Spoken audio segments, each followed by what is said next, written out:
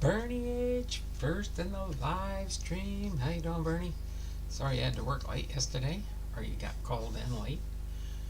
But summer will soon be upon us. Soon school's out in most places. That's when summer officially begins for some people. God is great's in the house. How you doing there, Titus? Thanks for popping into the stream. We're going to have a good early Hall of Fame Thursday. This way it'll get me back on track with my regular schedule so I don't have to double up tomorrow. But today we will be doing... Wait a minute. Oh, I gotta refresh that. That's why. And then I gotta refresh this one. I'll be with you all momentarily, and I will end the early bird special as soon as my computers cooperate with me. Hopefully you all are having a great Thursday. My Mariners have the day off. We beat the Yankees last night. It was 0-0 after 9 innings. The Yankees had the bases loaded in the top of the 10th. We stopped them from scoring. Then, of course, extra innings, you automatically get a player on second base. And in the bottom of the 10th, we scored the winning run off a hit with a runner on second. And a good hit to right field that they could not get in time, and so our runner from second came around and scored, and we won with a walk-off hit in the bottom of the 10th. So that is awesome on that part. Let me get here. Hall of Fame Thursday, episode 118. Clark Griffith will be today, followed by the baseball game, followed by trivia, followed by 15 and 20 thumbs up. Same rules apply. We'll see how we'll do today. Alright, other computers still loading up. Who else has popped in here? Big Rays, Bernie H, Crossover Paranormal's in the house. God is great. Bernie H, hello, Crossover. Hey, Cops. And Dragon Fan Tim, I'm sleeping. Alright, we'll wake you up when we're ready to get things rolling there, Tim. Okay. I will be getting things packaged up, and by Monday I should have everything shipped out, including my Patreon packages. So I have a busy weekend coming up after tomorrow's Hall of Fame Friday and Fairfield Friday. Hall of Fame / Fairfield Friday. Tomorrow we'll be doing Burley Grimes. I know somebody in the chat before was looking forward to Burley Grimes' Hall of Fame biography. Alright, let me go. We're getting close here to our Hall of Fame Thursday episode 118. So tomorrow will be episode 119. That'll keep us on schedule for the month of June. On the 23rd of June we'll be done Tony Gwynn. And we'll be doing Vladimir Guerrero coming up on the 16th.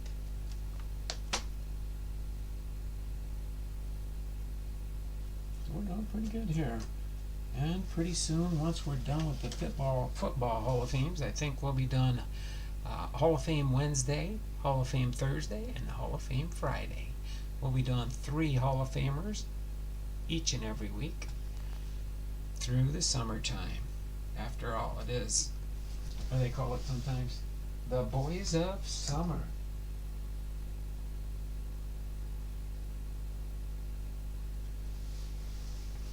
Alright, so let me get here.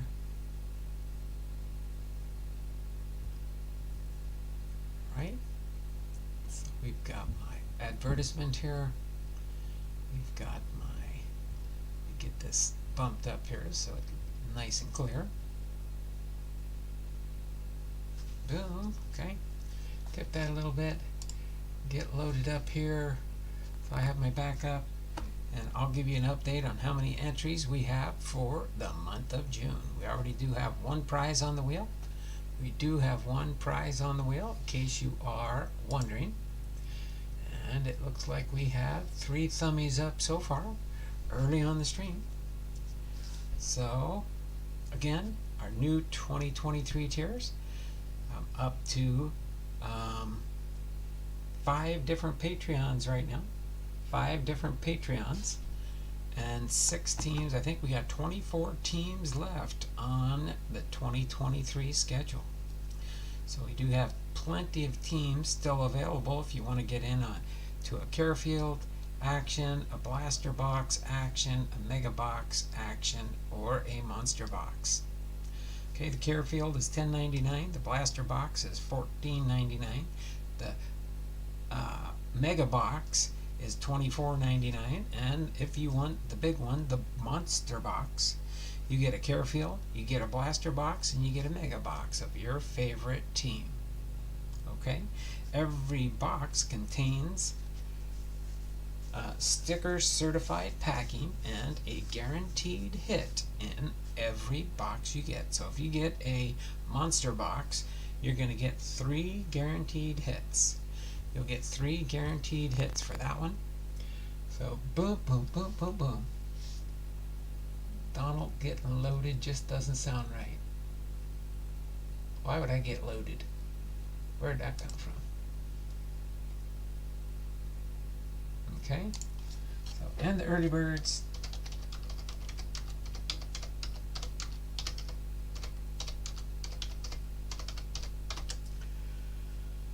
Okay. Was a little bit late here. And then let me take this off the board here. The new 2023 tiers. That advertisement is done. I'm going to advertise through June, and that puts us halfway through the year. So, and then I got my updated Mariners schedule. I did not put our W in for last night. Let me get that real quick. We do have an off day today, and then we'll be with the Texas Rangers starting on Friday. Okay, we will put this away for now. The schedule. Alright, and we got our new schedule up here in blue, true to the blue. Okay, we do have 117 entries, in case you can't see it. I'll put a little update every day as to what we start the day with. So we're at 117 entries so far. Okay, and we are on the 1st of June, a clean slate here, and we will definitely have some fun today. You know what? I want to try something a little bit different here. See if I can get is this a good pen? Yeah, that's a good pen. I'm going to try this pen a little. Might be a little bit better here. Let me get Mark down here. Go back up to the beginning. At 2:04, Bernie H was first in the live stream. Bernie H. Okay. Followed by Big Ray's ball cards. Big Ray was in here. We got 2 batters so far. God is great. 3rd in the house. 3rd batter. Well, not necessarily 3rd batter. We'll see. Bernie H. Then we got Crossover Paranormal Society is in the action today for the baseball game. God is great. Bernie H. Big Ray. Dragon fan Tim said he was sleeping. So he's here. Even if he's sleeping, he'll still get his at-bats. Alright. Big Ray. Lockin 99's in the house. Hello, Lockin. Jason, how are you doing, brother? Okay. Then we had Dragon Fan Tim. And Big Ray's ball cards. Dragon Fan, Big Ray. We are good to go. So we've got 1, 2, 3, 4, 5, 6 batters. So that's 2 full rounds. We'll see how many bonus entries can be earned here in the action today. And then we will get into Clark Griffiths.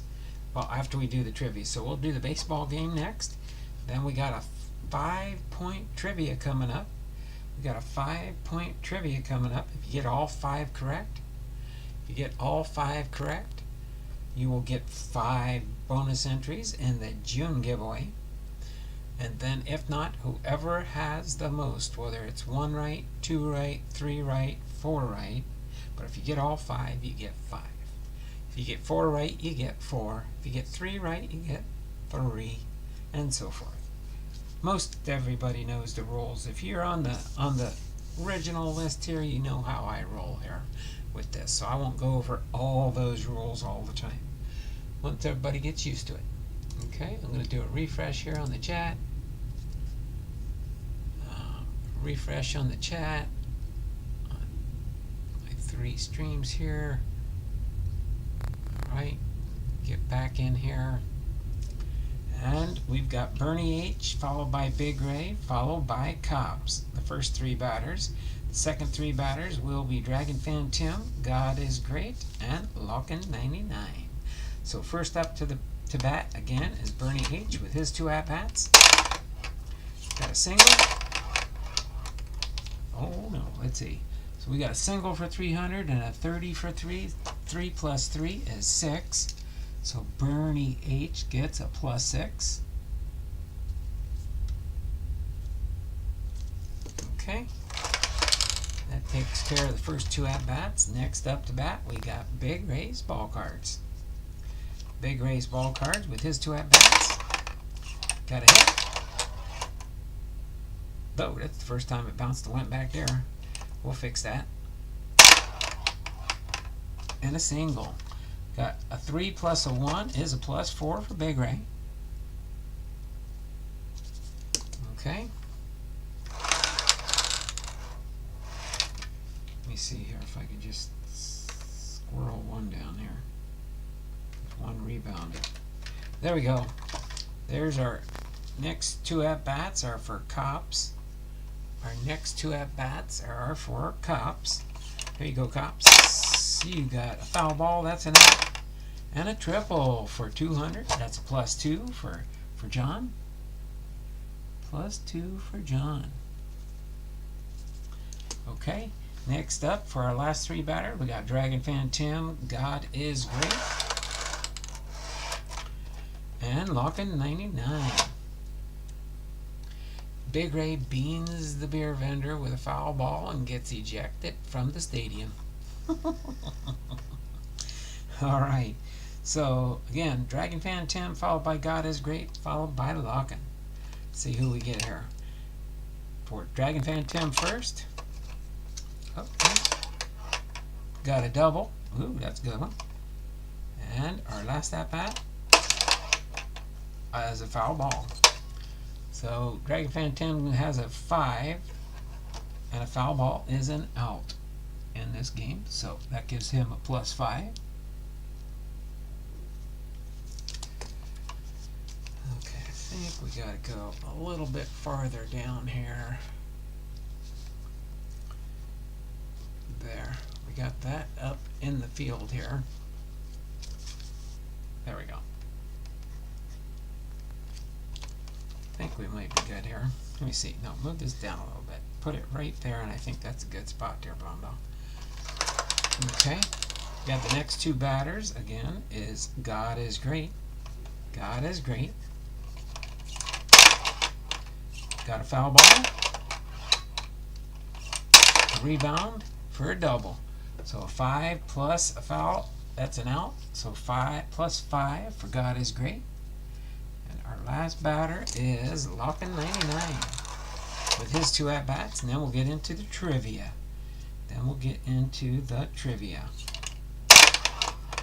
That's a hit.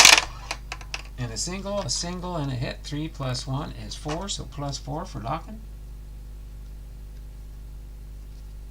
Alright. Time for trivia. We'll put the baseball game away unless somebody comes in with a super chat, and then we'll let them have their at-bats if they super chat. Okay.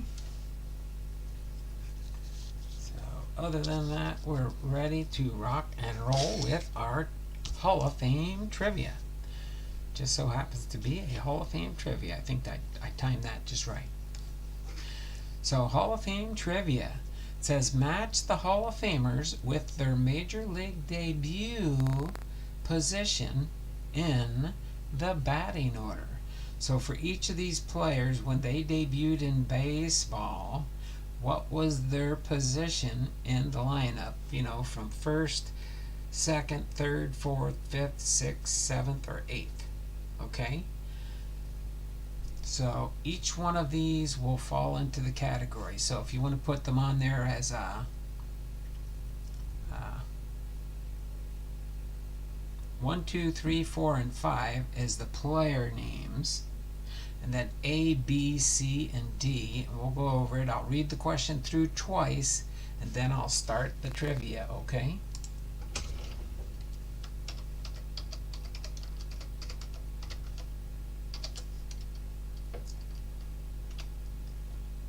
Oh, come on. How would anyone know that? Well, it'd be a good guess. I didn't say some of these were easy. It's just something fun to do for bonus points if you get it right.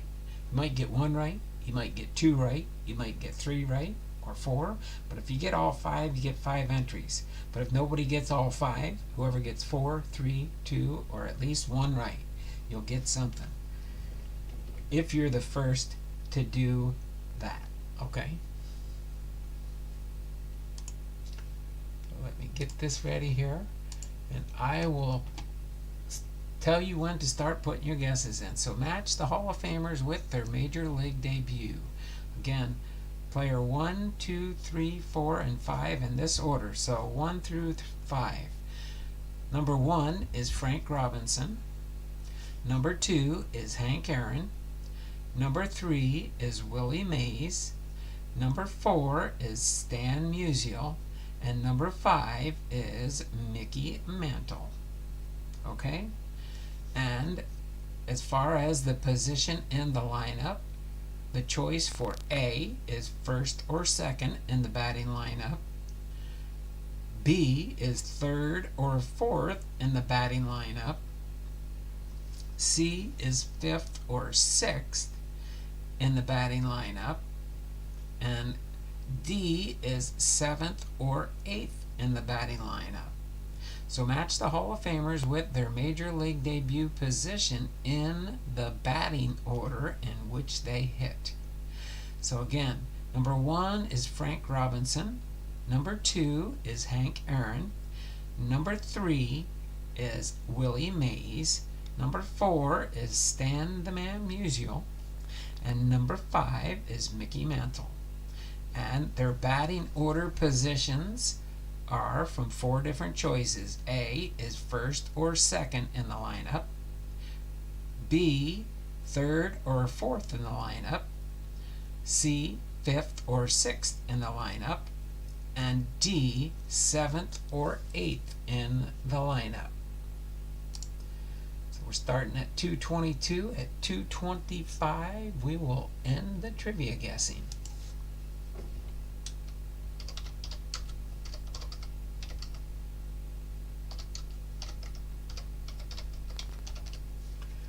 Okay. Bernie H, put a quick guess in there. 1B, 2D, 3A, 5C, 5E. And no clues as to who's got how many right or wrong. But there's at least 4 people watching, so at least if we get 4 different guesses, I'll know that everybody that's in viewing right now has had a guess. I will say that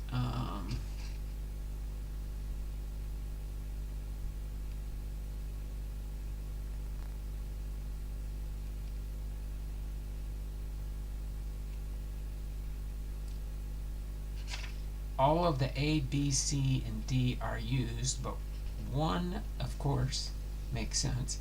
One of those 4 selections was used twice.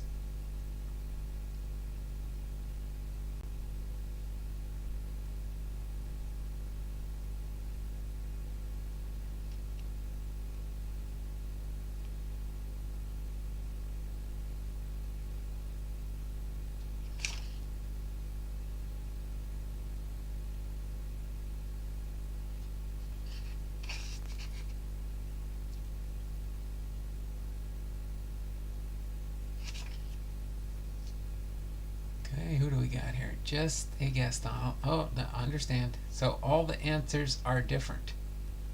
Not necessarily. Not necessarily. Some answers may be doubled up. or in one instance it may be tripled up. But that's fine. We've got Bernie H, we've got Big Ray. Okay, I'm going to assume if you just put in letters that it's in sync with the 1, 2, 3, 4, and 5. And that's how I'll base it if you only put one letter for the selection. So we got Dragon Fan, we got Big Ray, we got Bernie. Is Locken or whoever the fifth person that might have popped in?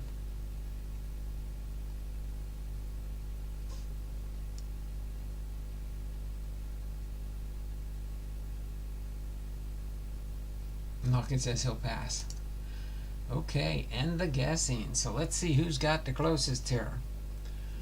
Alright, let me see. Bernie said, let's see if Bernie got any right. Nope. Nope. Nope.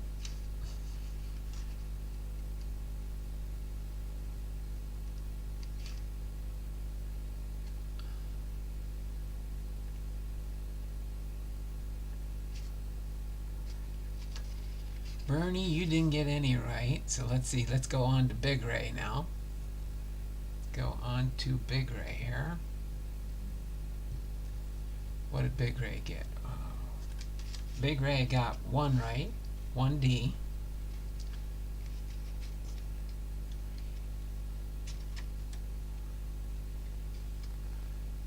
So Big Ray got 2 correct. He got 1D and 5B. So far, Big Ray's winning. Let's see. Dragon Fan Tim got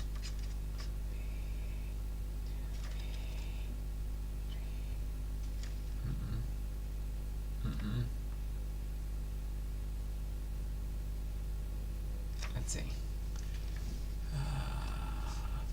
Dragon Fan Tim got B. No. C. Yes. 3. Nope. 4. Nope. So, Dragon Fan Tim got 2 correct. And everybody else was a pass. So, it looks like, who did I say? 1D, Big Ray, and Dragon Fan Tim each got 2. So, you guys are tied for 2. So, Big Ray and Dragon Fan Tim both got 2 correct. Okay, so Big Ray gets a +2 for being the first to get 2 correct.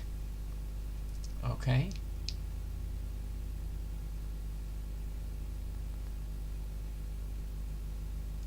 Ty, another question. No, you each get 2. Big Ray and Dragon Fan, since there wasn't multiple guesses, you get a +2 also. Okay? So let me read you the correct matchups here. And tomorrow's going to be an easy one. It's just going to be some baseball history. And then we will have a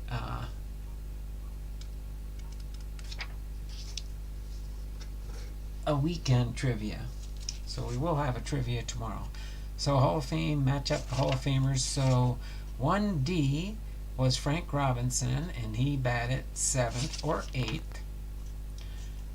Left field, April 17th, 1956. The second answer was 2C. Hank Aaron was 5th or 6th in the lineup.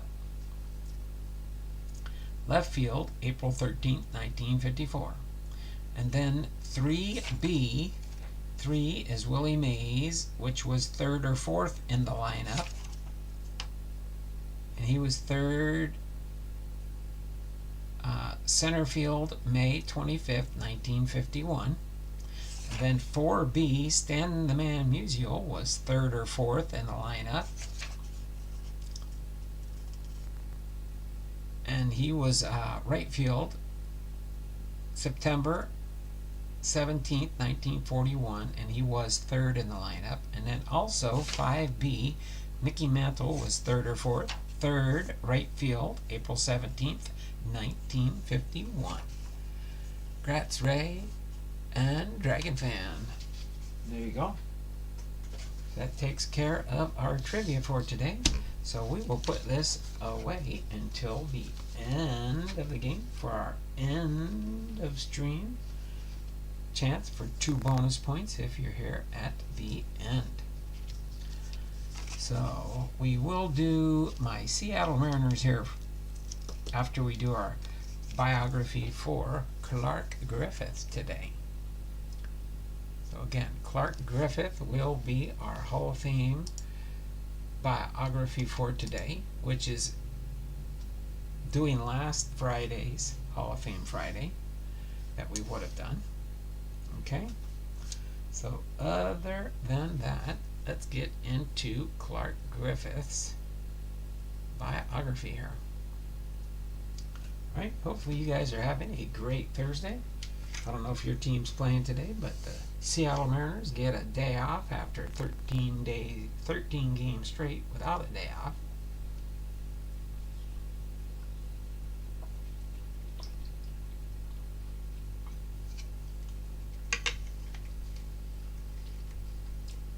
Okay. So I do not have any cards for Clark,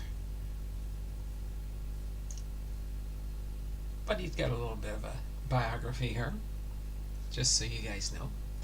Clark Calvin Griffith, born November 20th, 1869, passed away on October 27th, 1955, nicknamed the Old Fox, was an American League Baseball MLB pitcher, manager, and team owner. He began his MLB playing career with the St. Louis Browns in 1891, then the Boston Reds in 1891, and the Chicago Colts/Orphans 1893 to 1900. He then served as a player manager for the Chicago White Stockings in 1901 and 1902, and the New York Highlanders in 1903 through 1907. He retired as a player after the 1907 season, remaining manager of the Highlanders in 1908. He managed the Cincinnati Reds from 1909 to 1911 and the Washington Senators 1912 to 1920, making some appearances as a player with both teams. He owned the Senators from 1920 until his death in 1955. Sometimes known for being a thrifty executive, Griffith is also remembered for attracting talented players from the National League to play for the upstart American League when the junior circuit was in its infancy. Griffith was elected to the National Baseball Hall of Fame in 1946. As far as his early life, Griffith was born in Clear Creek, Missouri, to Isaiah and Sarah Ann Griffith. His parents were of Welsh ancestry. They had lived in Illinois prior to Clark Griffith's birth. The family took a covered wagon west toward the Oklahoma Territory. Along the way, the family encountered hungry and disenchanted people returning from Oklahoma Territory, so they decided to settle in Missouri. Griffith grew up with 5 siblings, 4 of them older. When Griffith was a small child, his father was killed in a hunting accident when fellow hunters mistook him for a deer. Sarah Griffith struggled to raise her children as a widow, but Clark Griffith later said that his neighbors in Missouri had been very helpful to his mother, planting crops for her and the children. Fearing a malaria epidemic that was sweeping through the area, the Griffith family moved to Bloomington, Illinois. A childhood incident taught him about the money side to baseball. Griffith recalled when he was 13, he and a few other young boys raised $1.25 to buy a baseball. They sent one of the boys 12 miles on horseback to make the purchase. The ball burst the second time that it was struck. Griffith later found out that the boy who purchased the ball only spent a quarter keeping the leftover dollar. At the age of 17, Griffith had made $10 pitching in a local baseball game in Hoopstown, Illinois.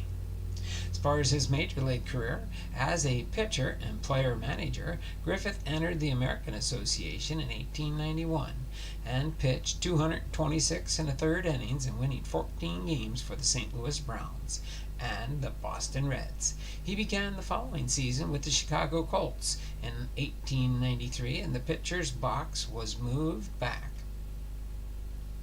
It had been 55 feet from home plate and was moved to the modern distance of 60 feet, 6 inches. Following that change, offensive numbers increased across baseball and many pitchers had to adjust their approaches. Cap Anson was the player manager of the Colts during Griffith's tenure, and he utilized a rotation of only 3 starting pitchers. Just before Griffith's arrival on the team, pitcher Bill Hutchinson had thrown more than 600 innings in a single season for Anson, which may have contributed to a decline in Hutchinson's career. Griffith tried a new pitch to increase his longevity. By modifying the grip of a curveball, he threw a pitch similar to the screwball that Christy Mathewson had developed. He also often scuffed balls with his spikes or rubbed them on the grass.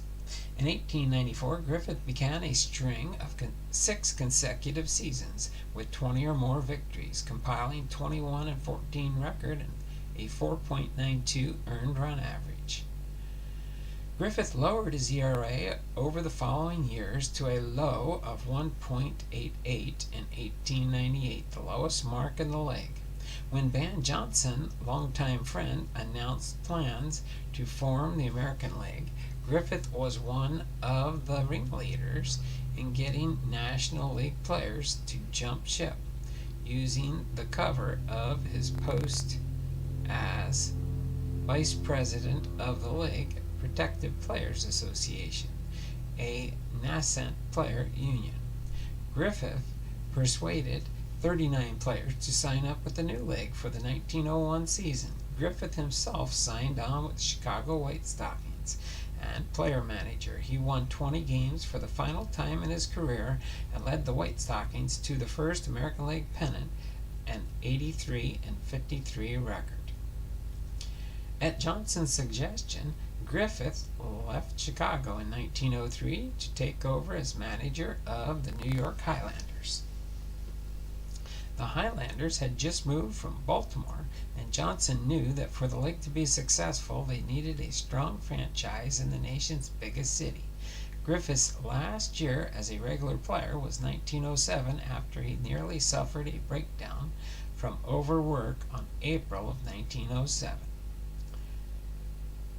After a falling out with the Highlanders ownership, Griffith was fired during the 1908 season. The team had started strong, but the team's pitching faltered as the season progressed, and Griffith was criticized for trading away Jimmy Williams in exchange for a disappointing prospect. He made a brief appearances as a player for the Reds 1909 to 1910 and Senators 1912, 13, and 14. Oh my word. That's what happens when you don't have lunch. Yeah, my wife, I gotta stop blaming her. I keep trying to get her to go out shopping a little bit earlier so we can get back in time and I can eat a little bit of lunch before I come onto my stream. But that didn't happen yet again today. I didn't even think she wanted to go out, and she said, I need to go to the Filipino store. I was like, okay, I guess we're going to the Filipino store. Let's get ready. This was at 11:30 almost. And it was 12:30 by the time we left the house.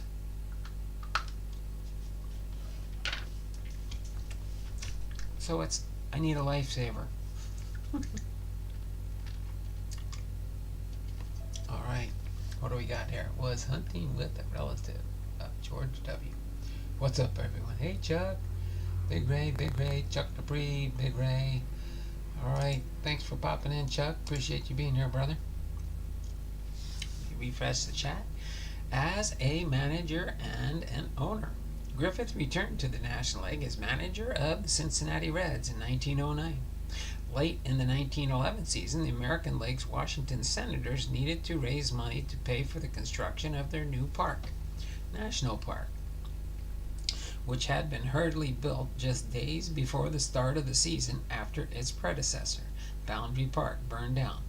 Principal owner Thomas C. Noyes had been friends with Griffith and asked one of his minority partners, Ed Walsh, to come to Washington as manager in 1912. At the same time, he also bought stock in the team as part of an effort to finance the construction of the national park. By selling the cattle on his Montana ranch, then mortgaging the ranch, Griffith was able to acquire a 10% stake in the Senators in two separate transactions totaling $27,000, which would be an equivalent of $818,752 in 2022, making him the team's largest single shareholder at the time. The franchise had little going for it other than star pitcher Walter Johnson.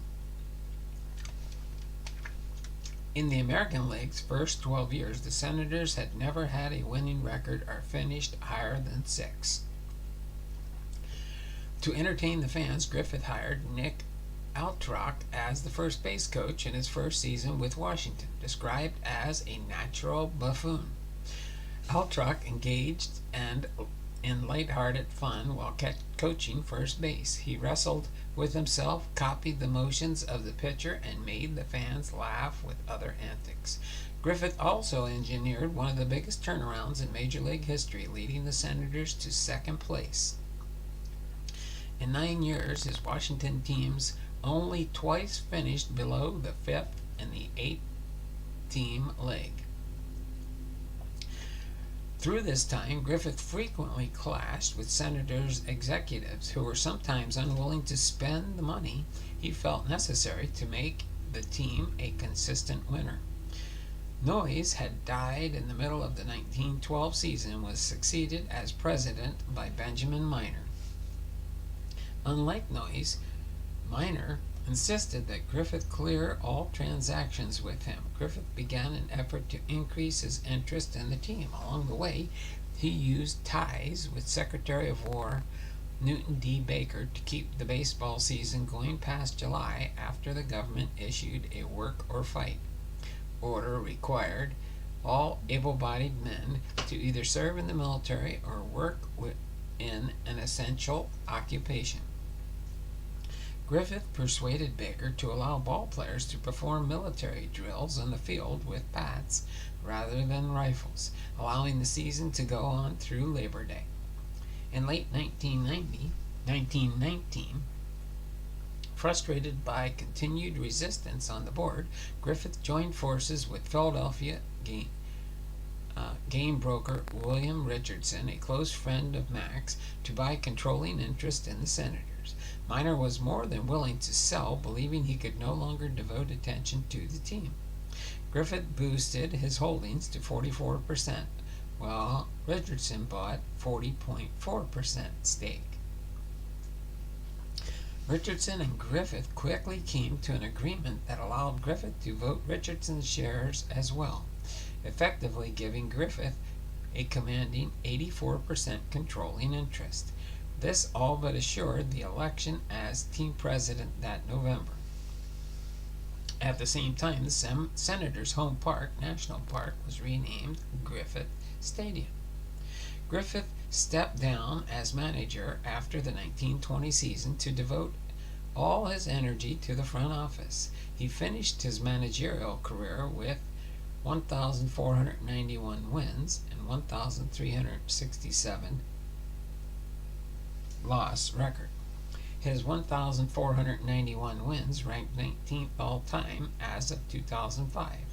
During his managing tenure, Griffith had a tradition of treating the fans to a first game as the game of the season. His tradition is a factor in the inflation of Walter Johnson's minuscule ERA from 1.09 to 1.14 in 1913. Griffith was known for running the Senators on a shoestring. This was almost out of necessity. Unlike most owners, he had no income other than the Senators and Griffith Stadium. However, the Washington Redskins, who moved into the stadium in 1937 from Boston, and other tenants enabled him to turn a profit for 21 straight years. He was known for his faith in young players. He twice entrusted 27-year-old players to manage his teams. Bucky Harris in 1924 and Joe Cronin in 1933. Griffith's wager appeared to pay off, as the Senators won the pennant in both years under their new youthful managers. In Harris's case, they won the 1924 World Series. Cronin came to the team as a player when Griffith's friend, Joe Engel, a former Senators pitcher, was placed in charge of the Chattanooga Lookouts at Engel Stadium. Engel was the first to scout Cronin for the club and said, "I knew I was watching a great player. I bought Cronin at the time he was hitting." 221. When I told Clark Griffith what I had done, he screamed, "You paid $7,500 for that bum? Well, you didn't buy him for me. You bought him for yourself. He's not my ball player. He's yours. You keep him, and don't either you or Cronin show up at the ballpark." Cronin later married Griffith's niece, Mildred June Robertson. He also leaned heavily on Joe Cambria, a scout who frequently found talented Cuban players for Griffith. Ironically, his faith in young players, Griffith either would not or could not spend money on a farm system. He preferred to mine prospects from independent minor league teams. For a time, the Senators had only 3 minor teams: the Class A, now Double-A Lookouts, the Class B, equivalent to a short season A team before 2021, and a low A team since 2021. Charlotte Hornets, and the Class D, equivalent to rookie level team today. Orlando Senators. This was a major reason why the Senators were unable to put together a considerate winner, especially after World War II. Though all of this, Griffith's hold on the team appeared secure when Richardson died in 1942. His twin brother, George, inherited the stake and voiced full confidence in Griffith. However, George died in 1948, triggering a series of events that almost cost Griffith control of the team. In 1949, after a string of mostly humdrum seasons, the Richardson estate sold its stake to John Jacob, a businessman who had been a scout for the St. Louis Cardinals, Detroit, and the Detroit Tigers. Griffith long believed he had the right to match any offer made by the Richardson estate, and was surprised when Jacob arrived at Griffith Stadium as part owner. Jacob had no intention of being a silent partner, but Griffith was able to persuade his board to rebuff Jacob's effort to have any say in team affairs. He was particularly angered when Jacob expressed his fondness for longtime Cardinals general manager Branch Rickey, whom Griffith had long detested. When Jacob proposed buying the Buffalo Bisons of the International League, which would have given the Senators a Triple-A team for the first time, Griffith turned the request down out of hand. Frustrated at being shut out, Jacob sold his stake to Gabriel Murphy 6 months later. However, Griffith understood that unless the team improved, the next vote would go against him. To protect himself, Griffith persuaded Murphy to sell him enough stock to give him 52% of the club, making Griffith majority owner in name as well as in fact. In return, Griffith gave Murphy right of first refusal on making Griffith and his shares would should the Griffiths ever decide to sell. However, Griffith stubbornly resisted all efforts to modernize. For example, it would be 1955 before he hired as manager anyone who wasn't a current Senators or ex-Senators player. Additionally, he actively supported the St. Louis Browns' move to Baltimore, mere 30 miles north as the Baltimore Orioles, even though it would have almost certainly cut into the Senators' attendance.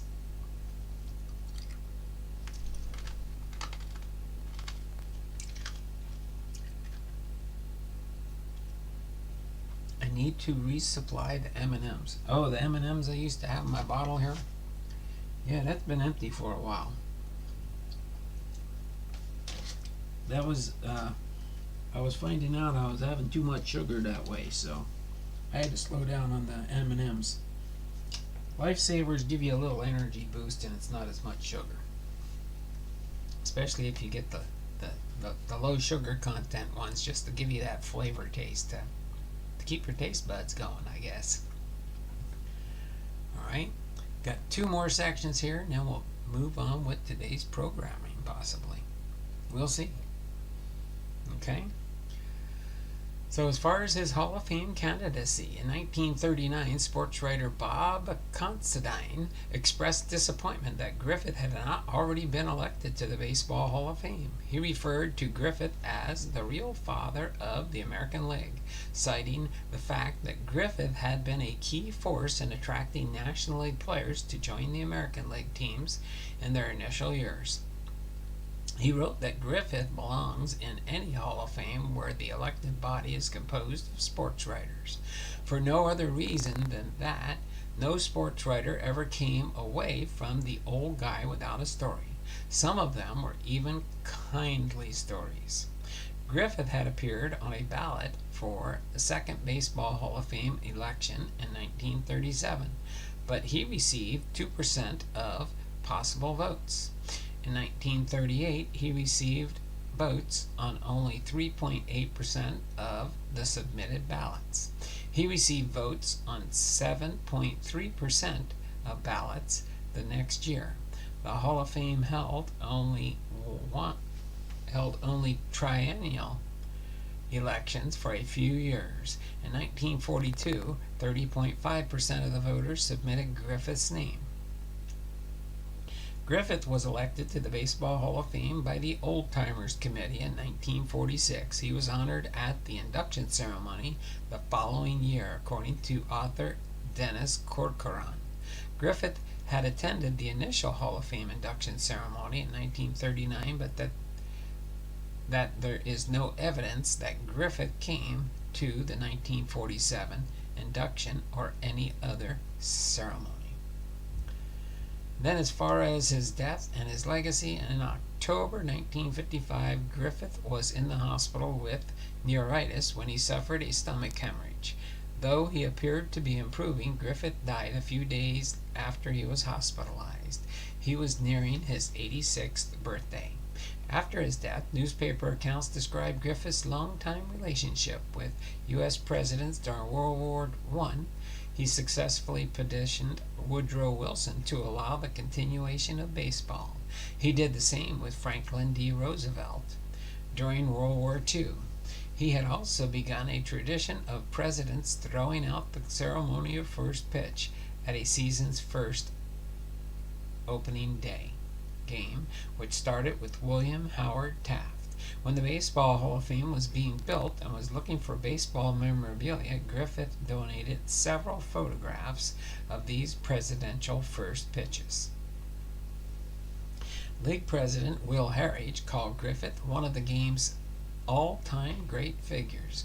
Griffith was survived by his wife, who died of a heart attack 2 years later, and he and his wife had no children, but they raised several relatives. One of those relatives was Calvin Griffith, who was informally adopted by Clark and Addie at the age of 11. Calvin took over the team after his uncle's death and led efforts to have the club move to Minnesota and become the Twins. The younger Griffin held on to the team until 1984, when he sold it to Carl Pohlad, ending the Griffith family's 65-year ownership of the franchise. Another nephew, Sherry Robertson, played infield and outfield for the Senators and the Philadelphia Athletics in the 1940s and 50s. A monument was erected in honor of Griffith at Griffith Stadium. After the stadium was demolished in 1964, the obelisk was removed to Robert F. Kennedy Memorial Stadium, where the Washington Nationals played between 2005 and 2007. A collegiate baseball league, the National Capital City Junior League, was renamed in honor of Griffith after his death, and the league suspended operations in 2010. So there you have it. Clark Griffith, pitcher, manager, owner, born November 20th, 1869, Clear Creek, Missouri. Died October 27, 1955, at the age of 85, Washington, D.C., United States. Batted right through right. His MLB debut was April the 11th, 1891, for the St. Louis Browns. His last MLB appearance, October 7th, 1914, for the Washington Senators. As far as his MLB statistics, he had a win-loss record of 237 wins, 146 losses, earned run average 3.31, strikeouts 955, managerial record 1,491 wins, 1,367 losses, giving him a winning percentage of .522 as a player. He played for the St. Louis Browns 1891, the Boston Reds 1891, the Chicago Colts and Orphans 1893 to 1900, Chicago White Stockings 1900 and 1902, the New York Islanders for the Yankees 1903 to 7, Cincinnati Reds 1909 and 10, Washington Senators 1912 to 1914. As a manager, he was with the Chicago White Stockings 1901 and 2, the New York Highlanders 1903 through 1908, Cincinnati Reds 1909 to 1911, and the Washington Senators 1912 to 1920.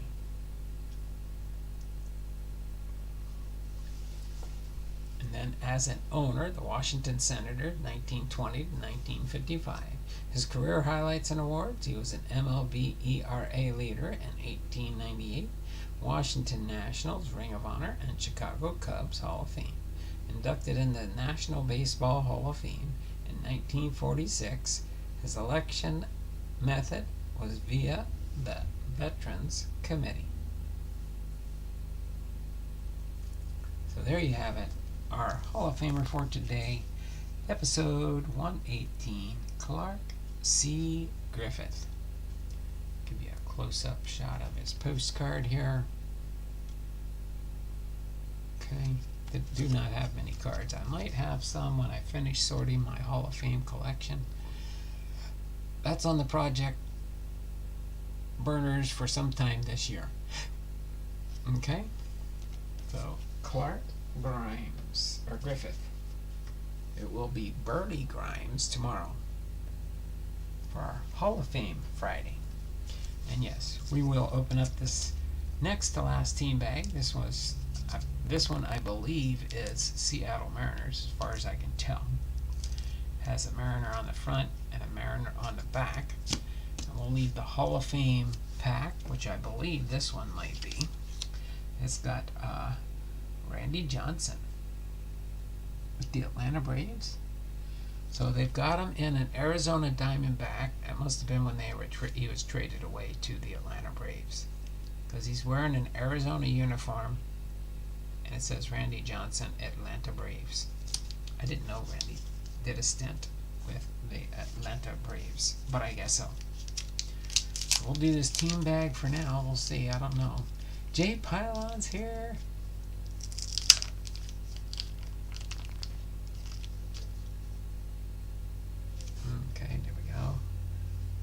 J Pylon, hello. Chuck Debris Sports Card, good to see you. Bernie H, hey Jay. Alright. Sensei Domino, hey Don, Bernie, Big Ray, Titus, Cops, Tim, Lockin, Chuck, Jay, and all. Hey Sensei, think that was the opponent. I think that was the opponent. No Hit Club. I think that's what it says. We'll see tomorrow when we open up that pack though. So, we've got 7 people watching. 8 thumbs up. If you're in here now and you didn't give me thumbs up, thummies up, thummies up, thummies up for me. Let's do this team bag here. Let's see what we've got here. I'm thinking it's Mariners, but sometimes with locking you don't know for sure. But it's always going to be something fun to go through. That's for sure. So let's see, who do we got here? We've got Jay Buhner. I'll separate any Seattle Mariner Hall of Famers, but Jay Buhner's there.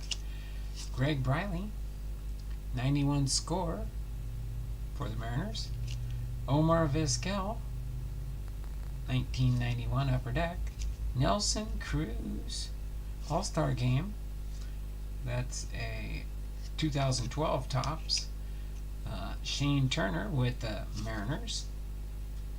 It's a 1993 Topps. Then we've got Mariners leaders. I think we got Phil Bradley and is it maybe Alvin Davis?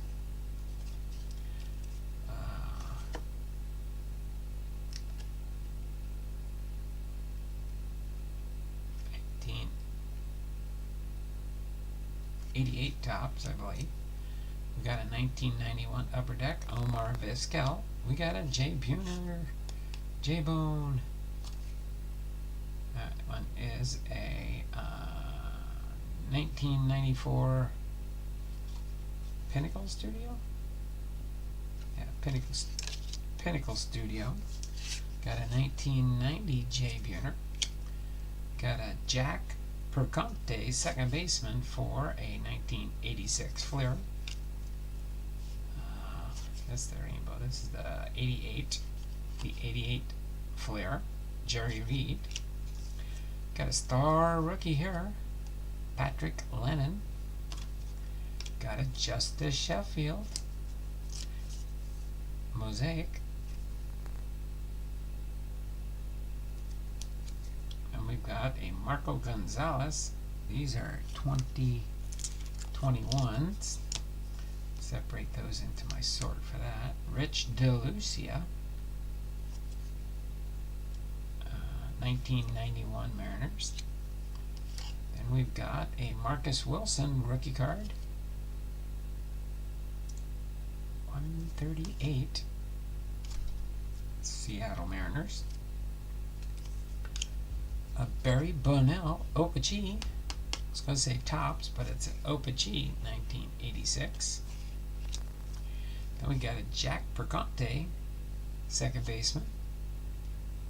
86 Fleer. 91 Donruss, Omar Vizquel. Cal Raleigh, future star for the Seattle Mariners. Jesse Winker with the Mariners. Cal Raleigh, future star. Hey, there we go, another J-Rod. Another J-Rod card. Got 2 of those yesterday. Now I got another one to add to the mix. Marcus Wilson, rookie card.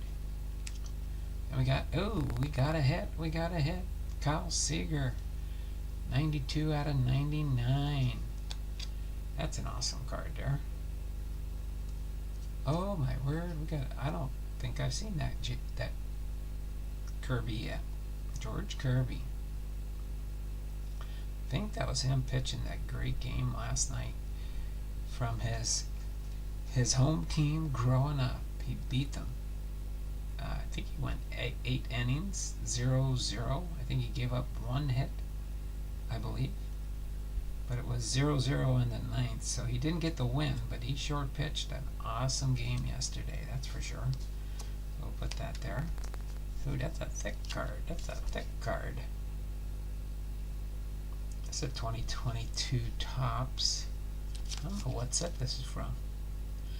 St. George walked just 7 batters in his first 10 starts for the 2022 Mariners wasn't a surprise to those who saw him compete as a youngster in Little League and in high school. I was never afraid to face anyone older than me, Kirby says. I learned to attack the zone and see if they can beat me. That's pretty awesome. He's turned out to be a pretty good pitcher for us in his young career. Mitch Haniger, 22 Panini, Donruss. Kyle Seager, J.P. Crawford, Robbie Ray, Ty France. There's a Mike Morgan. It's at 87 Topps. 90 scorer, Harold Reynolds. Okay. One second, let me get something here real quick. Okay.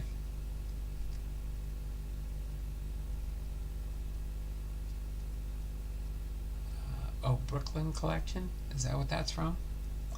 That's from the Brooklyn Collection? Interesting. Jim Campanus, Mariners, Donruss 1992, Collector's Choice Upper Deck is 1989 Upper Deck. Greg Briley, 91 Leaf, Donruss product. I think Leaf isn't Leaf. Oh, maybe not. Logan Gilbert and Ty France. Awesome cards there, Jason. Appreciate that. So, boom, bitty boom, boom, boom. What do we got? We're just at the hour mark, and it looks like we might be done for today, except for the end of stream. Got any people in here? Thummies up, thummies up, thummies up for me. I think you're right, Jason. Da, da, da. Hey, Tony.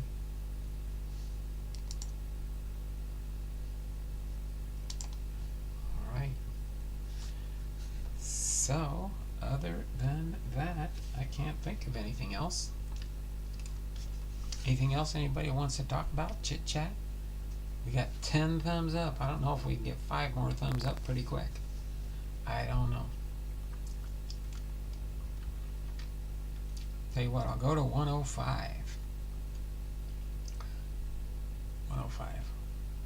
On my timer, no, that's 103. We'll go to 315. We can hang out, chit chat, and talk till 315. And then again, we will have Burley Grimes tomorrow. And I do have one card for Burley Grimes. Cooperstown, 2013, I believe. Nope,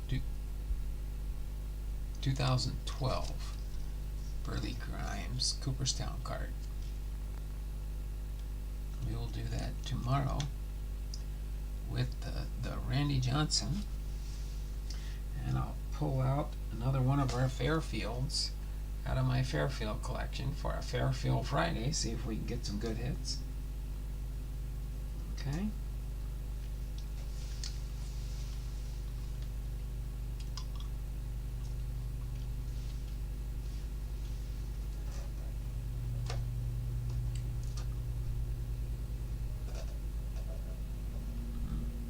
Sorry. Trying to mm.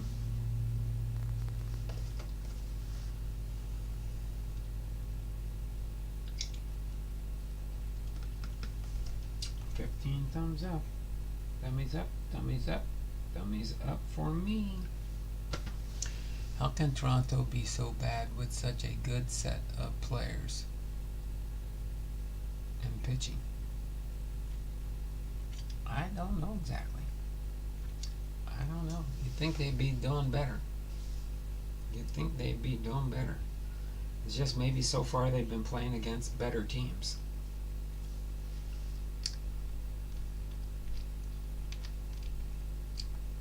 Center Hill Cards. Hey Ray, Tony B, Chuckles.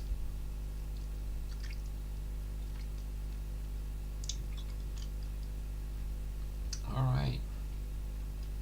Well, I think we're going to be stuck on 10. Don't think we're going to make it to 15 thummies up. Can we make it to 15 thummies up for a blaster box opening? I don't think we'll get to the hobby box. Can we get to the blaster box opening? So I got 2 blaster boxes left and a hobby box. So eventually we'll get to them.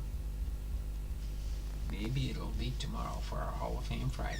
I don't know for sure. Okay.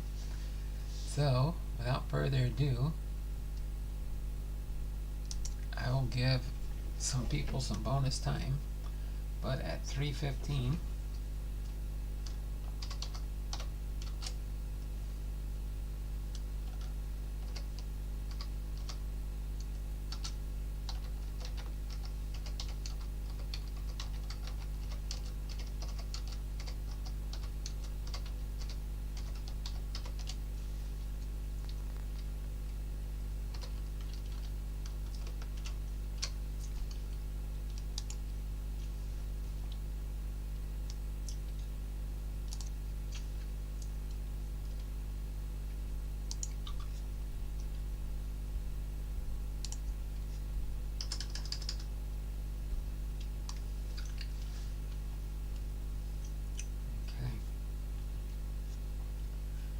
put it in at 3:12, and at 3:15 we'll get ready to end the stream.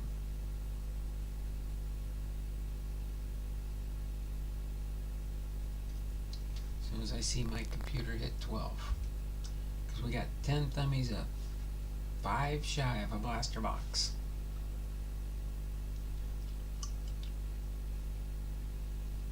Okay.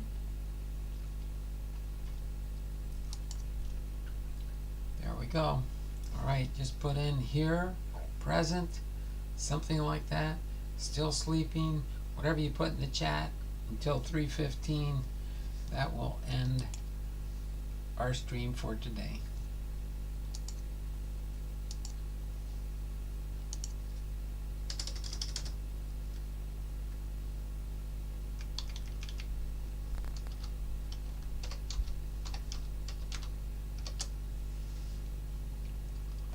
Okay. Let me set this aside real quick. Put these up here. Get our sheet ready. What do we got so far? We got Dragon Fan Tim gets a +2. Bernie H gets a +2. Sensei Domino gets a +1, gets 1. J Pylon gets 1. Chuck gets 1. J Center Hill Cards gets 1.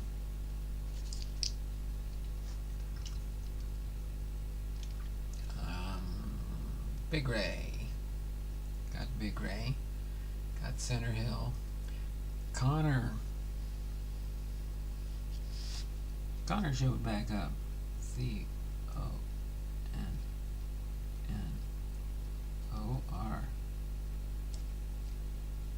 Connor gets 1. What do we got?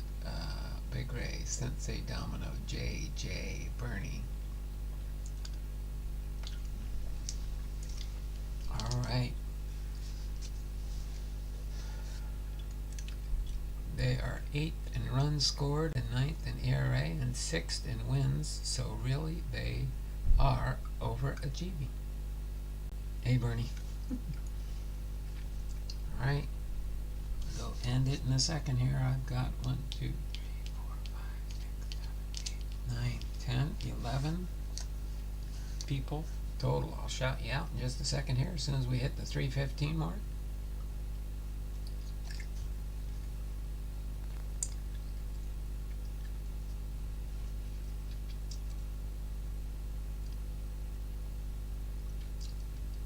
Thanks, Bernie. Have a great evening, Donald, and everybody, and always another great stream, Donald. All right, there we go. Got everybody in. So if I don't mention your name here and you were here in the chat at the end, let me know and I'll double check it. So, shout outs to Bernie H, Big Ray Ball Cards, Center Hill Cards, Chuck Dupree Sports Cards, COPS, Crossover Paranormal Society, Dragon Fan Tim, God is Great, Jake Pylon, Lockin99, Sensei Domino, and Connor. Alright? That's everybody I see in the chat. I'll give you a minute or two to say, hey, you didn't mention me, Don. I'll get your entry in there if you were here earlier.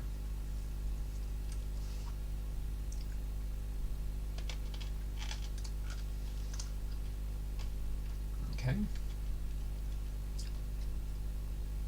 So again, this was an odd Hall of Fame Thursday, episode 118, Clark Griffith, and our baseball game, followed by our trivia. We didn't make it to the 15 or 20 thumbs up. Got stuck at 10. But that's okay. Tomorrow will be our Hall of Fame Friday. We'll be doing Burley Grimes for our Hall of Fame Friday tomorrow, along with Lockin's last team bag from his last box he sent me. Has Randy Johnson with the Arizona Diamondbacks on the uni, but Atlanta Braves on the card. We'll see what that's all about, see if it says anything on the back of that card when we open it up tomorrow. But other than that, it has been real, it has been fun, and it has been real fun. So this is Don Blomdahl, having been live this Hall of Fame Thursday, episode 118, Clark Griffith. Again, baseball game plus trivia plus 15 to 20 thumbs up. We only made 10, but that's okay. Alright, y'all take care. Have a wonderful and blessed evening. And we will see you all tomorrow. Same bat time, same bat channel. 2 p.m. Pacific Standard Time. Till then, y'all take care. It's not just words. Be blessed. Y'all have a wonderful day, and we'll see you tomorrow, okay? Sounds like they are getting the run support needed when they give up runs. They are outscoring opponents to have what kind of wins. There we go. Y'all take care. We'll see you all tomorrow. Same bat time, same bat channel, okay?